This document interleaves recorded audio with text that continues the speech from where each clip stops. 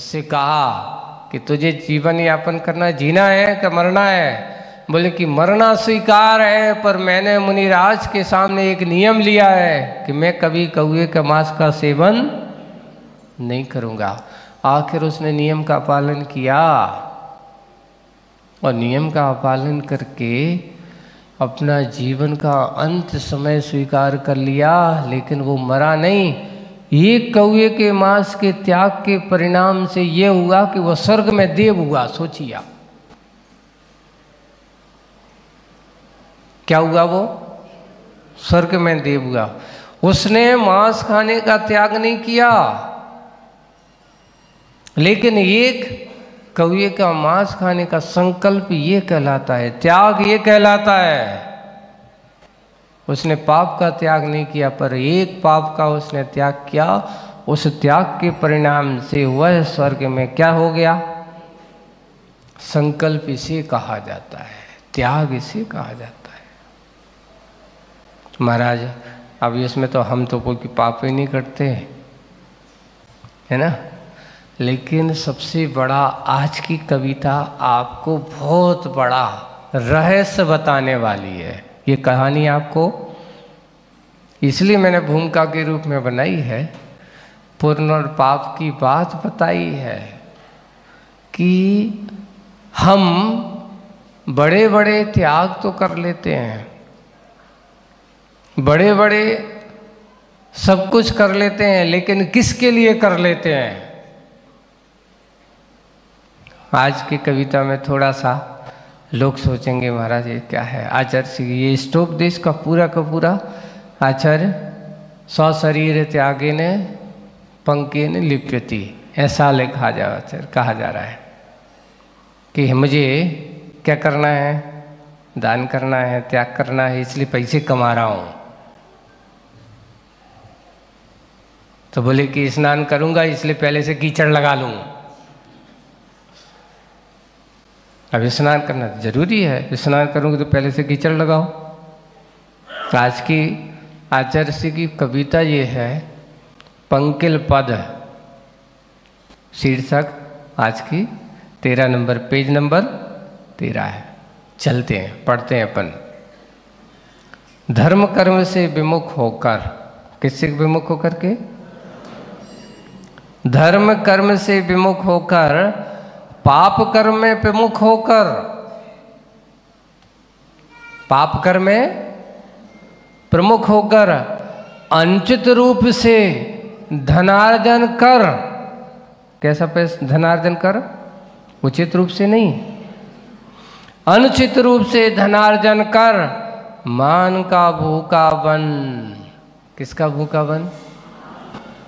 मान का भूखा बन। दान करने की अपेक्षा समुचित रूप से आवश्यक धन का अर्जन कर। किसके लिए? अच्छे से, जैसे भी हो, कहीं से भी हो, जहां से भी लाओ, पैसा इकट्ठो करो। काय के लिए? मान की भूख पूरी करने के लिए। दान करने की अपेक्षा, मैं दान करूंगा मेरा सम्मान होगा, बहुमान होगा, ऐसे इस भाव से समुचित रूप से आवश्यक धन का अर्जन करे। कहीं से भी हो लाओ, पैसा इकट्ठा करो और दान करना है। तो ऐसे में फिर कहते हैं आचार्य भगवान, बिना दान भी जीवन चलाना, बिना दान से भी जीवन चलाना पुण्य की निशानी है। किसकी निशानी है? पुण्य की निशानी है। उदाहरण से समझाया जा रहा है, कीचड़ में पाद रखकर लथपथ हो निर्मल जल से स्नान करने की अपेक्षा कीचड़ की उपेक्षा कर। क्या करो? कीचड़ की उपेक्षा कर, दूर रहना ही बुद्धिमानी है। कविता समझ में आई? अच्छा है, ऐसा दान नहीं करो बहुत सारा पाप करके पैसा कमाया, फिर उसको अपन ने क्या किया? दान किया। अपने यहाँ जैन श्रावक के यहाँ आज आप लोगों को बहुत अच्छी बात अपने इतिहास उठा करके देखें।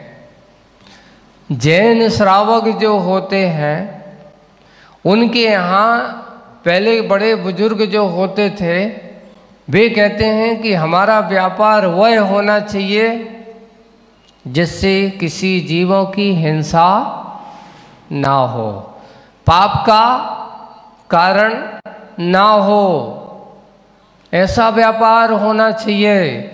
हमारे यहाँ जघन्य व्यापार ऐसे व्यापार नहीं होते थे जिसमें किसी जीवों की क्या हो, हिंसा हो। यहाँ तक कि अगर कदाचित कुछ चीज़ें ऐसी होती थी जो बेचना पड़ती थी तो ऐसे समय पर भी वे श्रावक गण, जैसे कोई किराने की दुकान वाला है, अब किराने की दुकान पे तो माचिस बेचनी पड़ती है ना। कुछ ऐसी चीज़ें हैं जिसमें हिंसा का कार्य होता ही है, देनी बेचनी पड़ता है। पर उसमें लिखा जाता था कि पहले हमारे सुधी श्रावक जो होते थे, जैसे पर्युषण पर्व लग गया, अष्टानी का पर्व आ गया है ना, ऐसी मादक वस्तुएं, बीड़ी है, तम्बाकू है, माचिस है। कोई आता था, भाई सेठ जी माचिस दे दो, वो कह देते भैया हमारे पास माचिस नहीं है, रखिए अंदर। अगर रखी भी रहती तो सामने रखे रहते तो उठा करके कहाँ रख देते थे, पीछे रख देते थे। क्यों? 10 दिन में हिंसक सामग्री का व्यापार नहीं करूँगा। वे माचिस भी नहीं बेचा करते थे, बीड़ी तम्बाकू भी नहीं बेचा करते थे, ऐसा काम भी करते थे।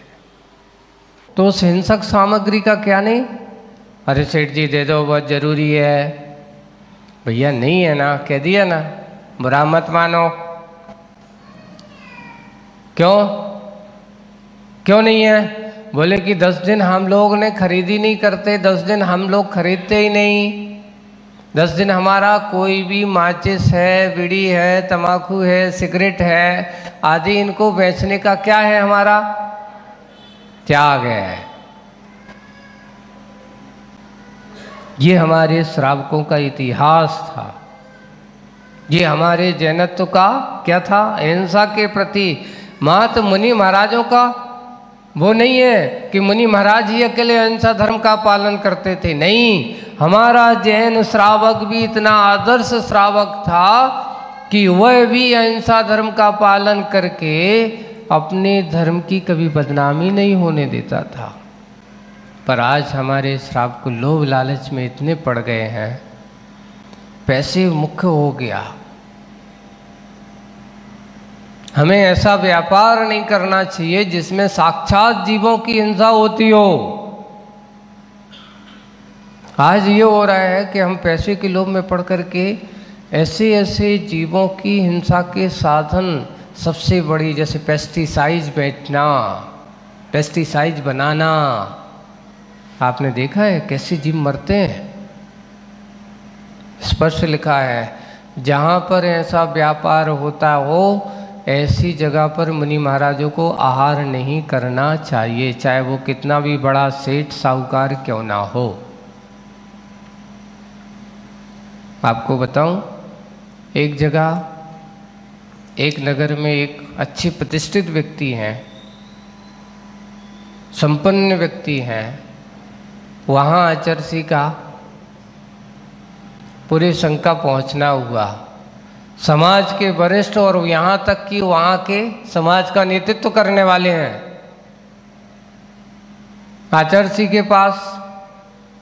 पता चला कि आचार्य श्री यहाँ पर इनकी फैक्ट्री, पेस्टिसाइड्स की फैक्ट्री है, बनाई जाती है, मात्र बेची अकेली नहीं जाती, कीटनाशक दवाई पेस्टिसाइड्स कर, है ना। आचार्य ने स्पष्ट कह दिया, भाई आप अपनी समाज का नेतृत्व कर सकते हो, कर रहे हो, आपको लोग मान रहे हैं, लेकिन आप आहार देने की पात्रता नहीं रखते हो। गुरुजी क्या करें बताओ, अब वही काम किया है हमने तो ठीक है, भावना रखो, क्या कर सकते हो।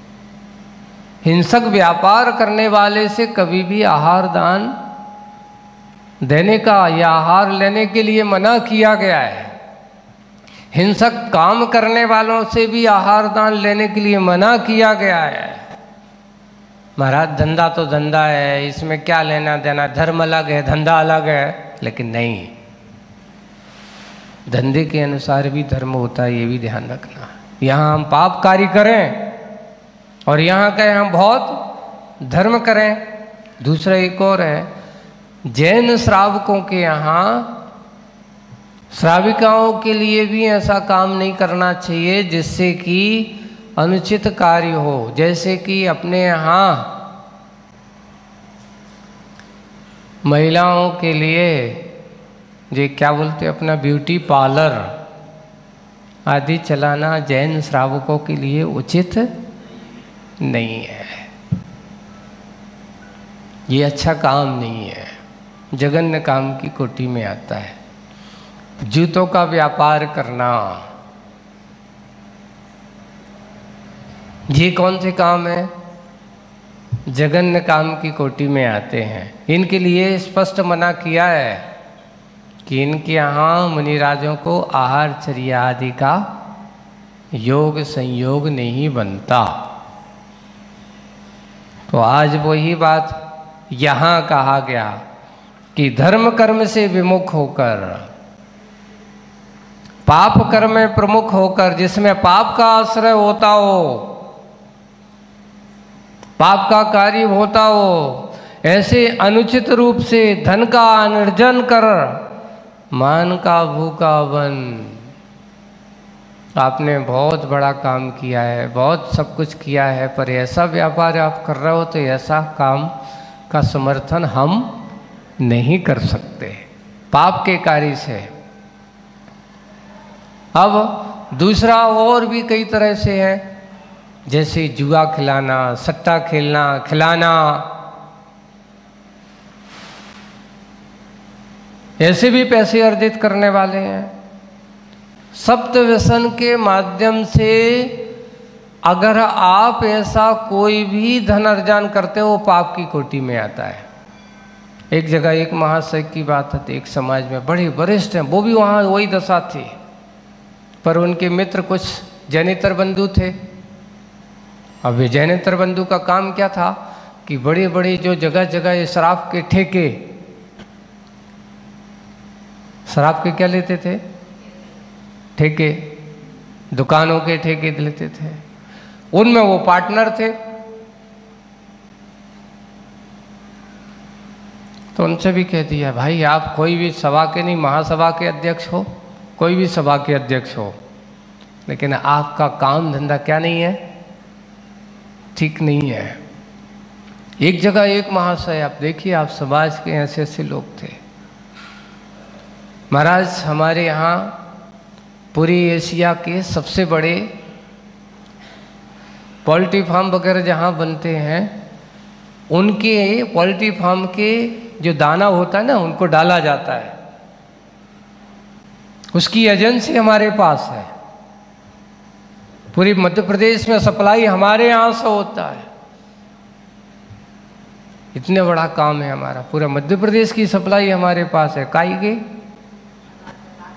पोल्ट्री फार्म में मुर्गी दाना का, वो मुर्गी दाना भी हिंसक रूप से बनाया जाता था। कैसे बनता था कि वहाँ से ये छोटी छोटी मछलियाँ होती ना, उनको सुखाया जाता है मुर्गी दाने के लिए, सुखा करके उनको पीसा जाता है, और पीस करके उस दाने को किनको खिलाया जाता है, उन मुर्गियों को। बर से बाहर से बन के आता है। महाराज हम तो कुछ बनाते हैं ही नहीं, अपना काम नौकर चाकर करते हैं। भैया ये तो बताओ, वो पैसा जो कमा के आता है वो कहाँ आता है, आपकी तिजोरी में आता है कि नहीं आता है? मैं तो हाथ भी नहीं लगाता, हमें काहे को पाप लगेगा। लेकिन पाप नहीं लगेगा, लेकिन पाप का समर्थन तो पूरा है। पैसा तो किसका है? पूरा पाप का है, इसलिए पाप के पैसे के कारण से हम तुम कहो कि पुण्य कमाओ, पुण्य के कार्य बन जाए, तो ऐसा पाप नहीं। न्यायोचित धन ही सबसे अच्छा होता है। अच्छे से कमाया हुआ न्याय मार्ग से कमाया हुआ पैसा ही पुण्य के कार्य में लगता है। उनके लिए भी गुरु जी के पास जब आए, कोई भी हो प्रतिष्ठित बड़े बड़े लोग हो करके ऐसे ऐसे काम कर लेते, ऐसे ऐसे व्यापार कर लेते हैं। एक और बात आई, आज थोड़ा सा विषय चला। एक बार जिज्ञासा हुई और जिज्ञासा में ये कहा, आचार्य श्री ये थोड़े से हट कर के आए और पूछा गया कि आचार्य श्री आजकल ये सब चीज़ तो हिंसक व्यापार हो गया, लेकिन आजकल जैन समाज के लोग बड़े बड़े मेडिकल भी चलते हैं। गौर से सुनना है, दवाइयाँ बेची जाती हैं, लेकिन उन दवाइयों में ऐसी दवाइयाँ भी होती हैं जिसमें पंचेंद्रिय संगी जीवों को मारने का काम भी किया जाता है, जैसे गर्भपात की दवाइयाँ। व्यापार तो क्या करना चाहिए? बोले कि जो व्यक्ति ऐसा करते हैं उनको जब तक त्याग नहीं करें तब तक वो भी उनको भी त्याग कराना चाहिए, करना चाहिए। संगी पंचेंद्रिय मनुष्य को मारने की दवाइयाँ आदि अगर बेचते हैं अपन, तो ये पाप का व्यापार माना जाता है ना। तो इससे पाप की अगर इस प्रकार की दवाइयाँ आजकल के अभी सुनने में आया है, पहले जो दवाइयाँ जो बन रही हैं, महिलाओं को खून की कमी हो जाती है ना, खून की कमी हो जाती, तो उसमें जो दवाई जो बन रही है वो कहाँ से बन रही है? उन्होंने कहा स्लेटर हाउस से प्योर ब्लड, उसको प्यूरिफाई करके अच्छे बना करके, और आपके खून को बढ़ाने के लिए उनके खून का क्या किया जा रहा है? उपयोग किया जा रहा है। उनसे कहा जा रहा है कि ये सिरप बना दिया गया है, पेपर दिखाए। अब स्पष्ट है, क्योंकि आजकल हमारे उपभोक्ता मंत्रालय के माध्यम से स्पष्ट लिखा जाता है कि इसको लिखिए कि ये दवाई शुद्ध शाकाहारी है कि मांसाहारी है, इस पर ब्राउन चिन्ह बनाओ, इस पर ग्रीन चिन्ह बनाओ।